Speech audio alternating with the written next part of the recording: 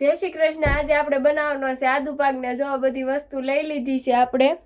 રવો છે 200 ગ્રામ, આ છે ટોપરું એ 200 ગ્રામ છે, અને ડ્રાય ફ્રૂટ તમારા સ્વાદ પ્રમાણે તમારે જેટલું નાખવું એટલું નાખી શકો છો। અને આ છે મસાલો, જેમાં છે પીપળી મૂળ, એલચી, જાયફળ અને બીજું શું છે મમ્મી? તજ। આ આટલો મસાલો ખાંડીને રેડી કરી નાખ્યો છે। અને 200 ગ્રામ છે માવો અને 200 ગ્રામ આદુ, અને ઘી તો જેટલું આપણે જોઈશે તેટલું લેશું। આપણે કડાઈમાં 2 ચમચી જેટલું ઘી લઈ લીધું છે।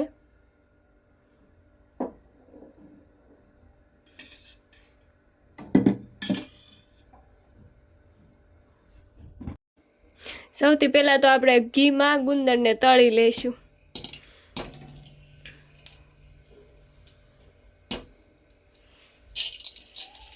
ગુંદર તો આપણે તમારે જેટલો ખાવો એટલો લઈ શકો છો, એનું કોઈ પ્રમાણ ફિક્સ નથી હોતું, તમારે ઘરે જેટલો ખાતા હોય તેટલો લઈ લેવાનો। ને ગુંદરને ઘીમાં તળજો તો થોડોક સારો સ્વાદ આવશે। ગુંદરને ઘીમાં જ તે તળવાનો હોય।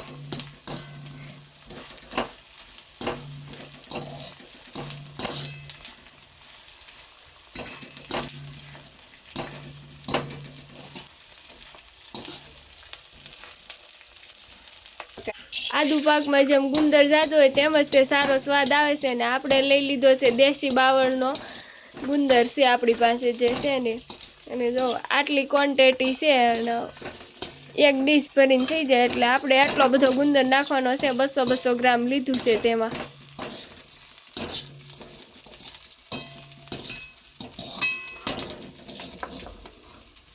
આપણો ગુંદર તળાઈને રેડી થઈ ગયો છે। આપણે 2 ચમચી ઘી જેટલું ઘી લઈ લીધું છે ને તેમાં આપણે રવાને શેકી નાખવાનો છે।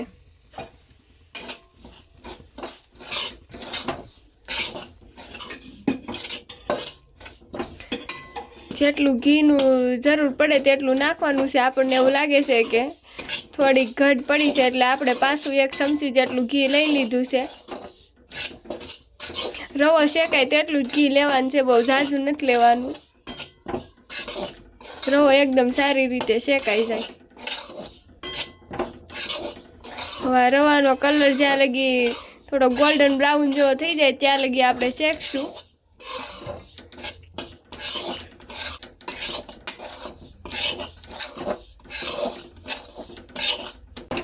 હવે આપણો રવો શેકાઈ ગયો છે, જોઈ શકો છો કલર આપણો ગોલ્ડન બ્રાઉન જેવો થઈ ગયો છે, એટલે આપણો રવો એકદમ શેકાઈ રેડી થઈ ગયો છે। તેને હવે આપણે સાઈડમાં લઈ લઈશું।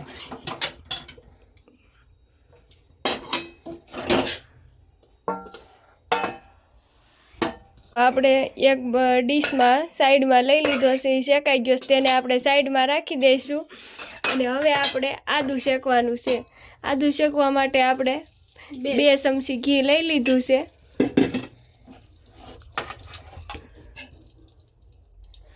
અને આ છે આપણું આદુ। આદાને એકદમ ખમણી નાખવાનું છે, ઝીણું ઝીણું।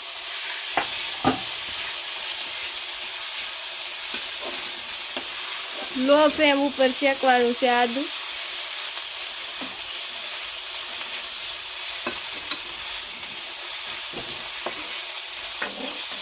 આપણે આને 2, 3, 4, 5 મિનિટ સુધી આદુ આમ નામ શેકતા રહીશું, એટલે આદુ એકદમ આમ થોડો કલર છે એની ફરી જાય છે। આદુ શેકાઈ ગયું એવું આપણને દેખાશે ત્યારે હવે ત્યાં લગી આપણે આદુને આ રીતે હલાવવાનું જ છે। હવે આપણું આદુ એકરસ થઈ ગયું છે, તમે જોઈ શકો છો। હવે તેમાં આપણે માવો એડ કરી દઈશું।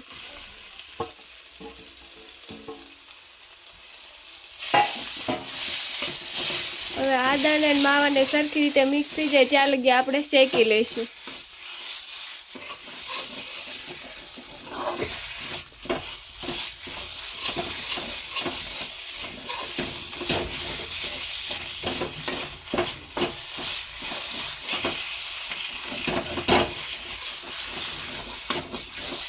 આપણા માવો ને આદુ એકદમ સરખી રીતે મિક્સ થઈ ગયું છે, તમે જોઈ શકો છો। હવે તેમાં આપણે રવો એડ કરી દઈશું, જે આપણે શેકીને સાઈડમાં રાખ્યો હતો તે।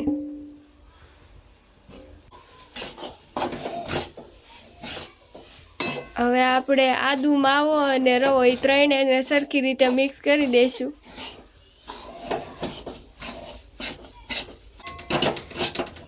હવે આપણો આદુ પાક રેડી થઈ ગયો છે.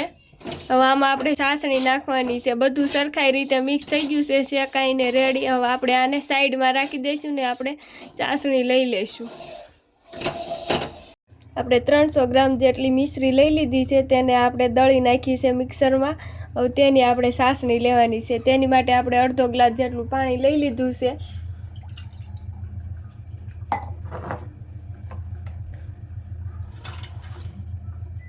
ત્રણસો ગ્રામ જેટલી આપણે મિશ્રી લીધી છે, 300 ગ્રામ ફિક્સ. આપણે ચાસણીને આવી રીતે હલાવવાની છે. હવે જ્યાં લગી તાર આવે ને ત્યાં સુધી આમના હલાવશું. હજી તો આપણે ખાંડ અંદર હોય મિશ્રી છે એ ઓગળી નથી, તમે જોઈ શકો છો. આમાં તાર આવે ત્યાં સુધી આપણે આમના હલાવશું. હવે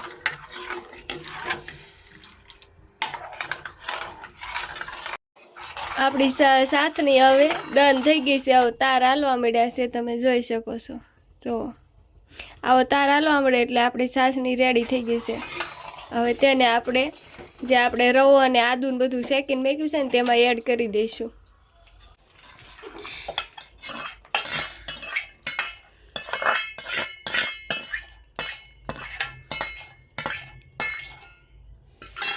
હવે આપણે એને સરખી રીતે મિક્સ કરી લઈશું એટલે સ્વાદ આવી જાય ગળ્યો.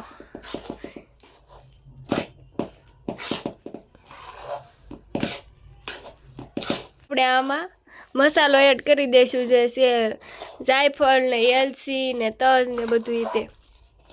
અને હવે આપણે આ ટોપરું નાખી દઈશું.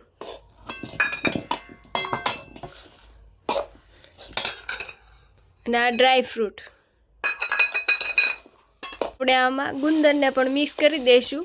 અડધો આમાં નાખશું ને અડધો આપણે ઉપરથી ડેકોરેશન માટે રાખશું. હવે આપણે આને એક અલગથી ડીશમાં કે ચોકીમાં ઢાળી દઈશું.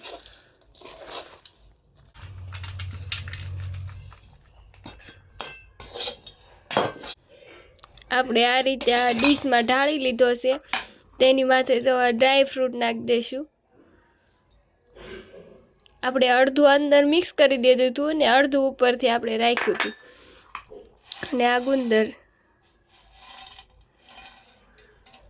ની ઉપર આપણે વાટકાના મદદથી એકદમ અંદર બેસાડી દઈશું, જેથી આપણો આદુ પાક છે તે ઉપરથી એકદમ ડ્રાય ફ્રૂટ ને ગુંદર જ દેખાય.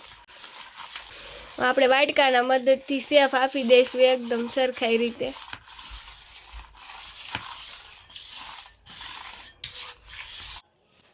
જોઈ શકો છો આપણો આદુ પાક એકદમ રેડી થઈ ગયો છે. હવે આમાં આપણે બટકા પાડી દઈશું તાવેથાના મદદથી. ને ઉપરથી ડ્રાય ફ્રૂટ ને એ થોડુંક બચાવીને રાખ્યું હતું તે નાખ્યું. તેનાથી જુઓ કેટલો મસ્ત લાગે છે. જોવામાં ખાવામાં પણ એટલો જ મસ્ત લાગશે.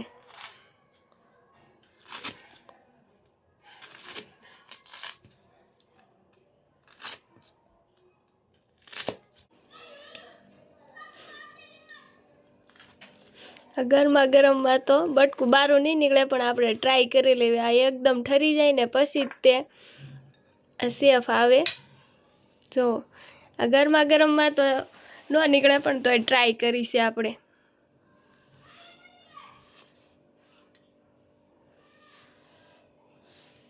તો આપણો આદુ પાક રેડી થઈ ગયો છે. હવે બહુ જ મસ્ત હોય ને શિયાળામાં તો હેલ્થ માટે બહુ જ સારું. અમારે તો આ અવારનવાર બનતો જ હોય. ત્રીજો ચોથો રાઉન્ડ છે આદુ પાક. તમે પણ ટ્રાય કરજો, બહુ મસ્ત બને. જોવામાં જ તે કેટલો મસ્ત લાગે છે, મોઢામાં રસ આવી જાય.